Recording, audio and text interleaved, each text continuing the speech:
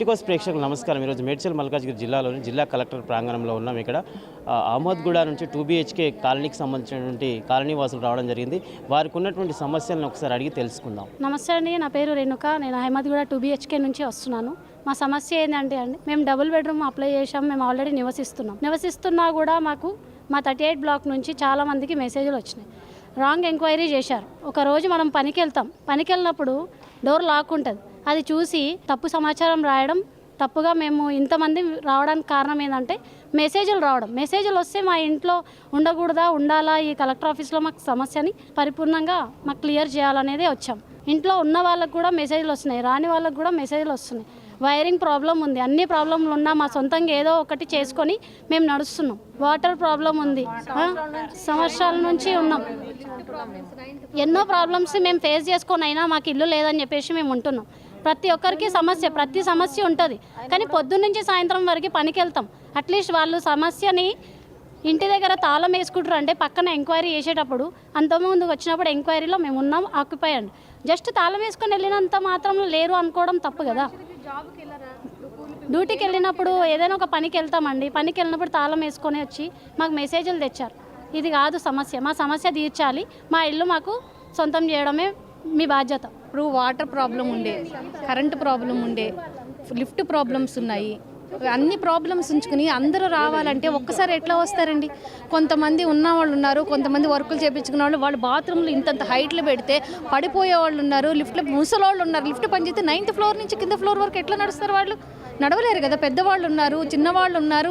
అక్కడ ఏం ఫెసిలిటీస్ ఇంకా సరిగ్గా లేవు అన్నప్పుడు మేము మాకు వచ్చే వాళ్ళకి వచ్చేసాము, రాని వాళ్ళకి కొంత టైం అన్నా ఇవ్వాలి కదా. ఇప్పుడు పనికి వెళ్ళకుండా ఎట్లా ఉంటారు? పొద్దున్న నుంచి సాయంత్రం వరకు ఎంక్వైరీకి వస్తారని ఏ రోజు వస్తారో ఏ రోజు రారో తెలియకుండా అలాగే కూర్చుని ఉండాలంటే ఎవరు పెడతారు? గవర్నమెంట్ తీసుకొచ్చి పెడుతుందా? లేని వాళ్ళకి పెట్టలేదు కదా. ఇప్పుడు ఇంట్లో కిచెన్లో దాకా వచ్చి చూసి తలుపులు డోర్లు తీసుంటే ఎవరో ఎందుకు వస్తారు మన రూమ్లో? ఎవరున్న వాళ్ళు వాళ్ళ ఇంట్లో మీరు ఎవరికన్నా అమ్మారా, మీరు ఎవరికన్నా రెంట్కి ఇచ్చారా అని అడిగారు. అలా కూడా లేదు మా ఇల్లు అని మేము చెప్పిన తర్వాత కూడా మాకు మెసేజ్లు రావడము, డాక్యుమెంట్స్ ఇది పంపించడం, లెటర్స్ పంపించడము, అది ఎంతవరకు కరెక్ట్ కాదు కదా. ఏదైనా ఉంటే మనుషులు లేరు, మీరు మొత్తం అన్ని ఫెసిలిటీస్ ఇచ్చి అన్ని. ఇప్పుడు స్కూల్ పిల్లలు ఉన్నారు, స్కూల్స్ చూసుకోవాలి కదా. వచ్చే వాళ్ళకి హాలిడేస్ అయిపోయినాయంటే స్కూల్ చూసుకోవాలి కదా. ఎక్కడెక్కడో ఉన్నా ఒక చోట ఇవ్వలేదు కదా ఇల్లు. ఎక్కడెక్కడో మాలమూరు అందరికీ ఇచ్చారు ఒక చోట. ఎంత ప్రాబ్లమ్స్ ఫేస్ చేస్తున్నారో తెలుసుకోవాలి కదా వాళ్ళు. అవన్నీ లేవు. వచ్చి ఉండాలి, లేదా మేము వచ్చేస్తాం ఎంక్వైరీకి, మీరు లేకపోతే మేము డాకేసేస్తాం, క్యాన్సిల్ చేసేస్తాం, వేరే వాళ్ళకి ఇచ్చేస్తాం. అది ఎక్కడో ఎంతవరకు కరెక్ట్ అండి? అది కరెక్ట్ కాదు కదా. కరెక్ట్ ఉన్నా అంటే మనము ఉండి మాకు అన్ని ఫెసిలిటీస్ ఉండి మేము ఉండకపోతే మాకు మీరు ఫెసిలిటీ ఇప్పుడు ఇప్పుడు ఉన్నారు, ఇంటి పక్కన చెప్పుద్ది వాళ్ళు ఉన్నారు సార్, వాళ్ళు పనికి వెళ్ళారని చెప్తారు. అయితే మీరు డోర్లాక్ వేసేసి ఇల్లు కొట్టేస్తారా? అది తప్పు కాదు కదా, తప్పు కదా అది. నా పేరు చుక్కా వెంకటేష్ అండి. నేను అహ్మద్గూడ phase 2 38 బ్లాక్ ప్రెసిడెంట్ అండి. ప్రస్తుతానికి ఏమైందంటే 18 నెలల ముంగట మాకు ఇల్లు హ్యాండ్ ఓవర్ చేసిన అని చెప్పారు అధికారులు. అందులో వాళ్ళు ఇచ్చినప్పుడు మాత్రం మాకు ఏ సౌకర్యాలు లేవండి. వాటర్ లేదు, కరెంట్ లేకుండే, మిగతా చెత్త చెగారం ఆ సమస్యలు కూడా ఉండే. కాకపోతే మేము అందరం చందాలు అవి ఇవి వేసుకొని మేము అన్నీ బాగుపరుచుకున్నాం. వాటర్ తెచ్చుకున్నాం, పైప్ లైన్ తెచ్చుకున్నాం, మేము జేసీబీతో చేసుకుని మా పనులు మేము చేయించుకున్నాం. ప్రజెంట్గా ఏమైందంటే 3-4 నెలల నుంచి మేము అందరం వచ్చి నివసించినాక కూడా నిన్న నాకు ఈ నోటీస్ వచ్చింది. నేను 3 నెలల నుంచి మా పిల్లల్ని అప్ అండ్ డౌన్ స్కూల్ చేసుకుంటా నేను నివసిస్తుంటే నాకు నిన్న నోటీస్ ఇచ్చారు. మీరు ఉంటలేరు, మీరు మాకు సంజయ్ చెప్పాలా. ఇది ఎంతవరకు న్యాయం? ఇది ఎంతవరకు న్యాయం అంటారు మీరే చెప్పండి. నేను ఒక్కనే కదండి, ఈమె 8 months, మేడం 5 months. చాలామంది ఉన్నారు, 25 ఫ్యామిలీస్ ఉన్నాయి.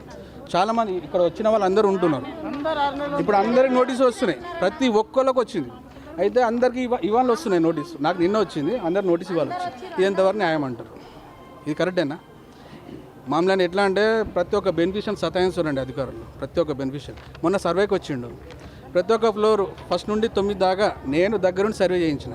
నా ఇంట్లోకి వచ్చిండు, నా బెడ్రూమ్ చూసిండు, నా కిచెన్ చూసిండు, నా హాల్ చూసిండు, తీరా లేరు అని చెప్పి రాసుకున్నాడు. ఇది ఎంతవరకు న్యాయం?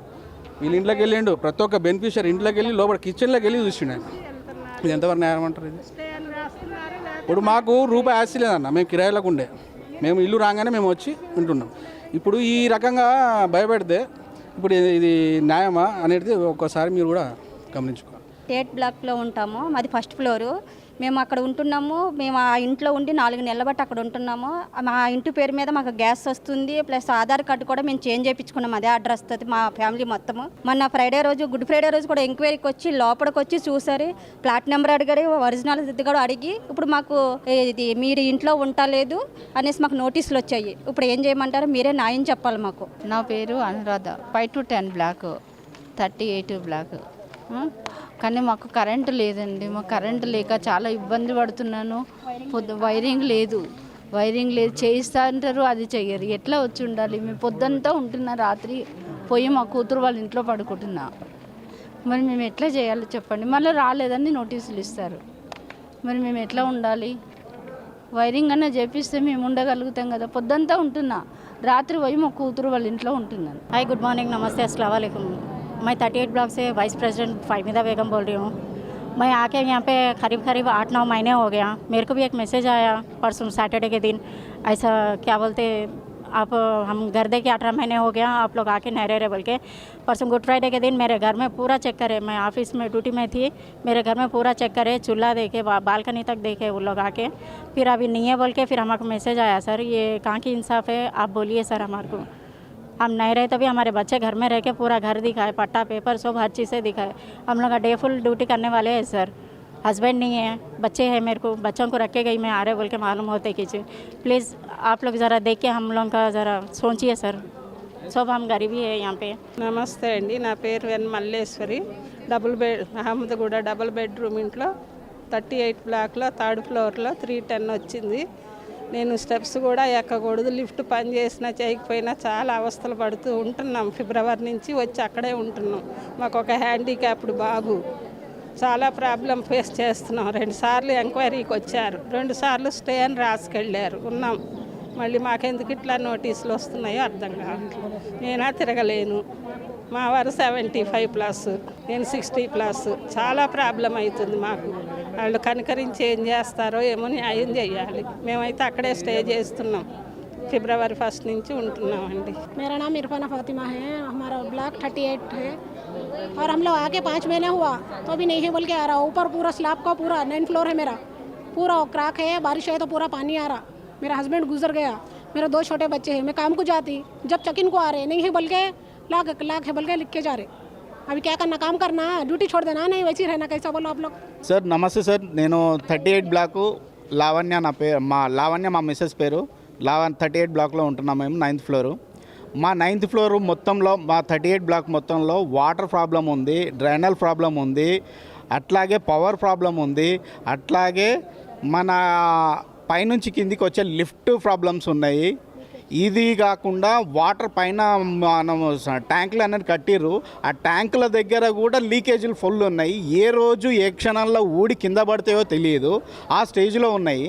ఇలాంటివి కాకుండా మేమందరం ఇచ్చినవి వచ్చినాము ఉంటున్నాము, మా ఎంక్వైరీకి వచ్చి చూసుకుంటున్నారు, అన్నీ రాసుకుంటున్నారు. అయినా కూడా ఒక్కొక్క టైంలో వాళ్ళు ఏ టైంలో వస్తున్నారు అనేది ఇన్ఫర్మేషన్ ఒకటి ఉండట్లేదు.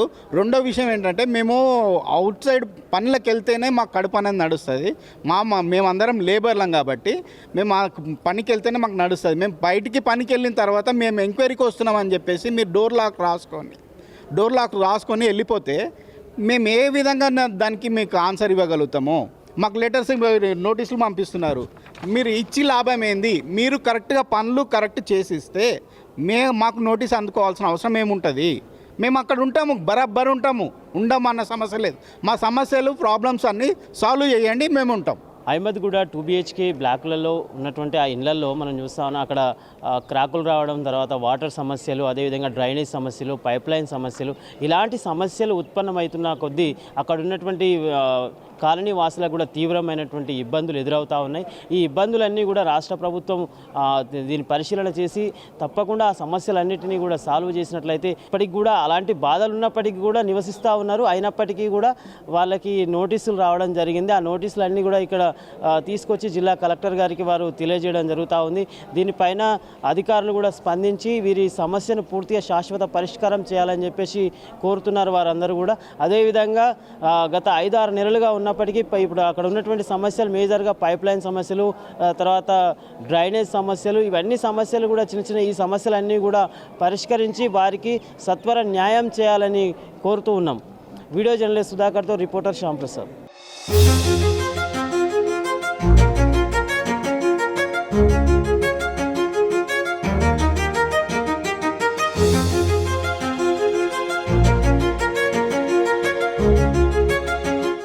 Please subscribe to the channel and download the Politicos app from the links in the description.